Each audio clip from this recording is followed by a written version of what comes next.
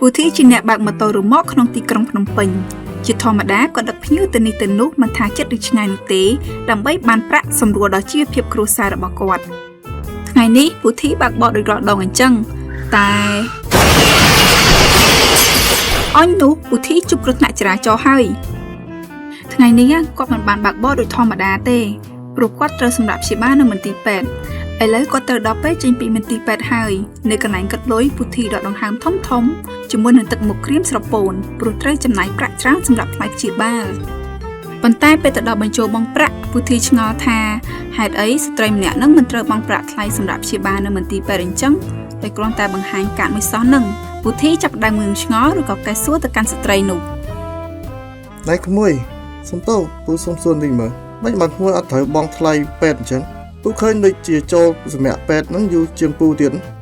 ចាស់ពូមកពីខ្ញុំមានកាតបសសហ្នឹងណាថាម៉េចកាតបស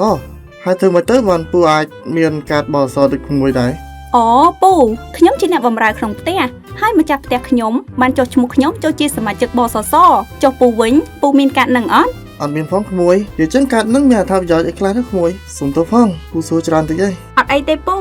កាតបសសហ្នឹងវាជួយច្រើនណាស់ដូចជាពេលពូមានគ្រោះថ្នាក់អញ្ចឹងពូមិនត្រូវបង់ថ្លៃសម្រាប់ព្យាបាលទេនៅពេលពូអញ្ជើញទៅមន្ទីរពេទ្យជាដៃគូរបស់បសសទាំងរដ្ឋនិងឯកជនពិតជាល្អណាស់ក្មួយអញ្ចឹងណាបើពូមានកាតបសហ្នឹងពូមិនត្រូវអស់លុយច្រើនអញ្ចឹងទេ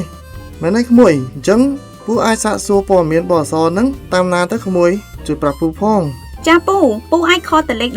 1286ឬ